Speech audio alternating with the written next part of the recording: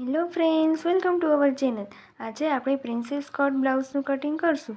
Princess cut બ્લાઉઝનું cutting હું અહીં અસ્તરવાળા blouse સાથે કરું છું. તેના માટે પહેલાં આપણે અસ્તરમાં જ બ્લાઉઝનું કટિંગ કરી લઈશું.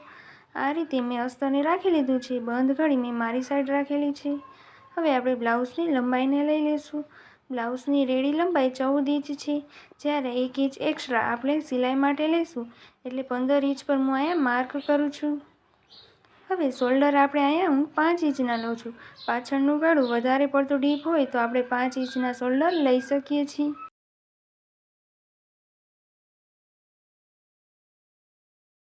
હવે બાય ગાળો હું અહીંયા 5.2 ઇંચ લઉં છું.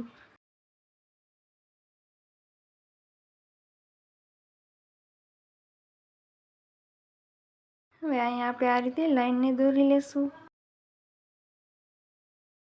હવે આપણે ચેસ્ટનું માર્કિંગ કરી લઈએ. તો ચેસ્ટનું માર્કિંગ અહીંયા આપણે 40 ઇંચના ચેસ્ટ હોય તો તેનો ચોથો ભાગ 10 ઇંચ પર આપણે માર્ક કરશું.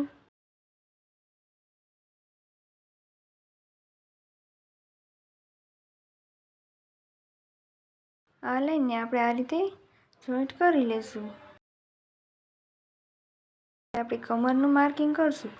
તો કમરનું માર્કિંગ અહીંયા આપણે જેટલી કમર હોય તેનો ચોથો ભાગ 36 ઇંચની કમર હોય તો તેનો ચોથો ભાગ 9 ઇંચ થાય.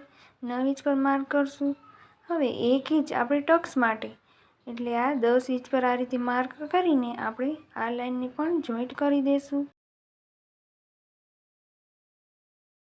હવે આપણે સિલાઈ માર્જિન માટે 2 ઇંચ અહીંયા એક્સ્ટ્રા લેશું હજી.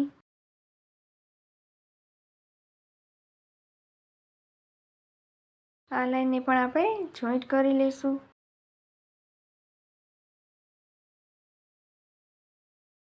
હવે આપણે બાય ગાળામાં શેપ દેવા માટે અહીંયા 1.5 ઇંચ પર આ રીતે માર્ક કરી લઈશું.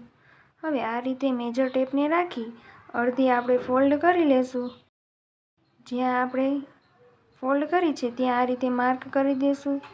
બંને સાઈડ આપણે આ રીતે ફોલ્ડ કરીને માર્ક કરી લઈશું.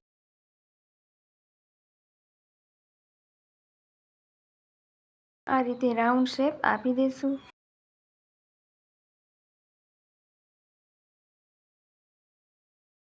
જ્યારે આગળના ભાગમાં આપણે બાય ગાળાનો શેપ 1 ઇંચ પર માર્ક કરીને આપશું.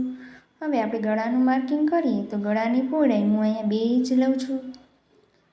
જ્યારે ગળાની લંબાઈ હું અહીંયા 9 ઇંચ લઉં છું.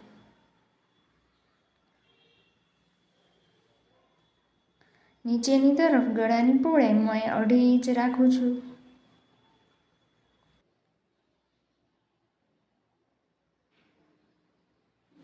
હવે આ લાઈનને આપણે આ રીતે જોઈન્ટ કરી લઈશું.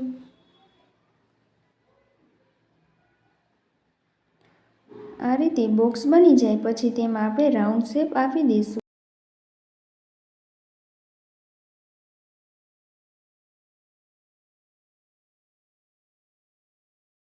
આપણે ટક્સનું માર્કિંગ કરી લઈશું. તો બંધ ઘડીએથી આપણે 5 ઇંચ પર ટક્સનું માર્ક કરશું. બંને સાઈડ અડધો ઇંચ એ રીતે બંને સાઈડ અડધો ઇંચ લીટા દોરી લઈશું. હવે ટક્સની લંબાઈ 5 ઇંચ જ રાખશું. આ બંને લીટાને પણ આ રીતે જોઈન્ટ કરી લઈશું.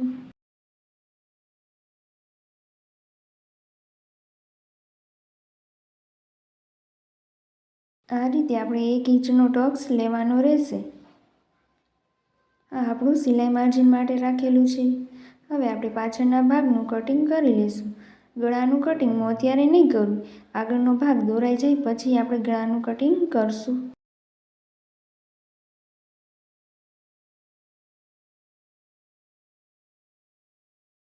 પાછળના ભાગનું કટિંગ થઈ ગયું છે.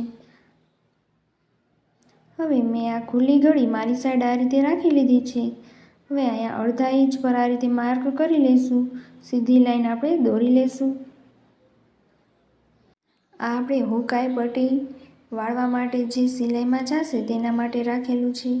હવે પાછળના ભાગને આપણે આ રીતે આ લાઈનને ઓલી સાઈડ આ રીતે કાપડને ગોઠવી લઈશું અને કાપડની માથે જ આ રીતે આપણે દોરી લઈશું.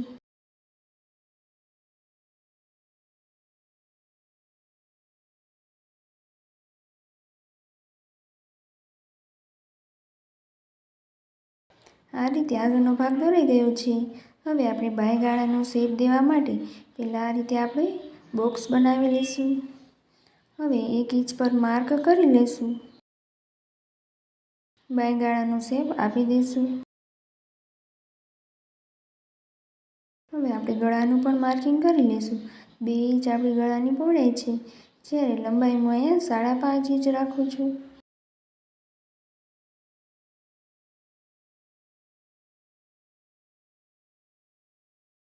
તે બોક્સ બનાવીને રાઉન્ડ શેપ આપી દઈશું.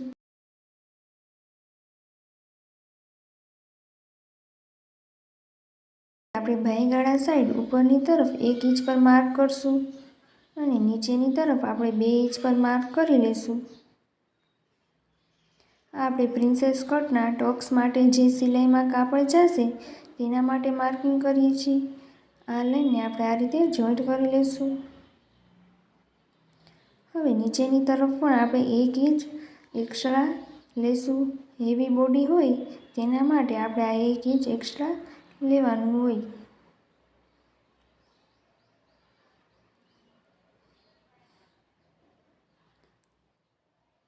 હવે આપણે પ્રિન્સેસ કટનો શેપ દેવા માટે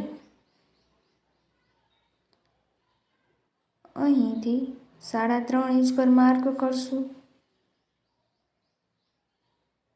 હવે ઉપરની તરફથી આપણે 11.5 ઇંચ પર માર્ક કરશું.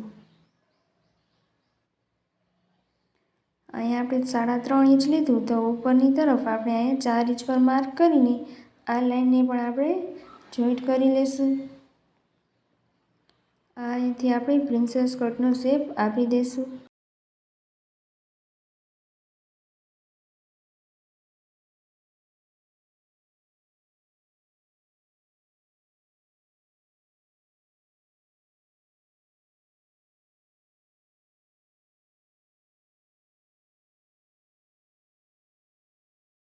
આ શેપ આપણે આપી દીધો છે. હવે આ લાઈનથી આપણે 2 ઇંચ પર આ રીતે માર્ક કરી લઈશું. ઉપરની તરફ પણ આપણે 2 ઇંચ પર માર્ક કરી લઈશું. હવે આપણે 11.5ના માર્ક જ્યાં કર્યું હતું ત્યાં સુધી આ શેપને આપણે આ રીતે આપી દઈશું.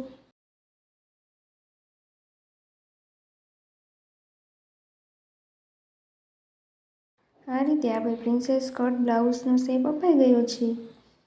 હવે પાછળના ભાગને આપણે લઈ લીધો છે. આ રીતે બંને ભાગને આ રીતે રાખીને આપણે અહીંયા ક્રોસ લાઈનને દોરી લઈશું.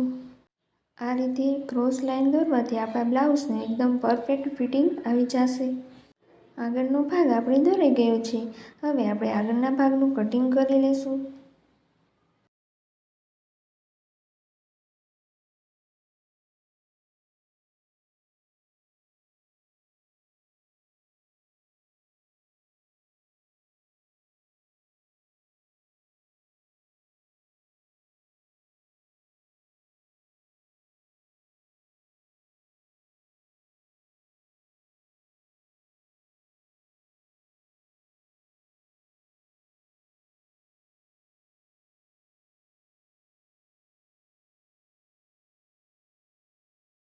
આગળના ભાગનું પણ કટિંગ થઈ ગયું છે. હવે આપણે સ્લીવનું કટિંગ કરી લઈશું. સ્લીવની પહોળાઈને માપી તો અહીંયા 8 ઇંચ આપણી બહુ ઓછી થાય. તેના માટે આપણે આ રીતે કાપડને ખોલી લઈશું. પાછળના ભાગમાં આપણે ઉપરની તરફ સિલાઈ જેટલું કાપડને બહાર રાખશું. આ રીતે પાછળના ભાગને માપી લઈશું. હવે આપણી સ્લીવની પહોળાઈ બરોબર છે. નીચે ટેપથી માપીએ તો આપણી 9.5 ઇંચ સ્લીવની પહોળાઈ છે. હવે અહીંયા આપણે 2 સાંધાને લગાવી લઈશું. આ રીતે સિલાઈ જેટલું કાપડને માથેની તરફ રાખી દઈશું. આ રીતે સાંધાને લગાવી લઈશું. હવે આપણે સ્લીવની લંબાઈને લઈ લઈએ તો સ્લીવની લંબાઈ અહીંયા 9 ઇંચ તૈયાર છે. જ્યારે 1 ઇંચ આપણે સિલાઈ માટે રાખશું એટલે 10.5 ઇંચ પર હું આ રીતે માર્ક કરું છું. આ લાઈનને આપણે જોઈન્ટ કરી લઈશું.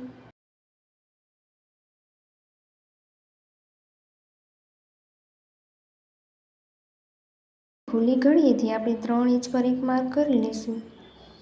અંદરની તરફ પણ આપણે 1.5 ઇંચ પર માર્ક કરી લઈશું.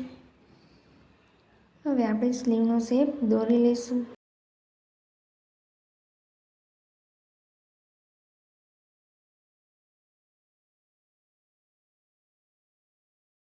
આગળના ભાગ માટે પણ આપણે આ રીતે સ્લીવનો શેપ આપી દઈશું. હવે બોટમ અહીંયા આપણે તૈયાર મારે 6 ઇંચની છે. 2 ઇંચ આપણે સિલાઈ માટે રાખશું, એટલે 8 ઇંચ પર અહીંયા આપણે માર્ક કરશું. આ લાઈનને આપણે જોઈન્ટ કરી લઈશું. હવે આપણે સ્લીવનું કટિંગ કરી લઈશું.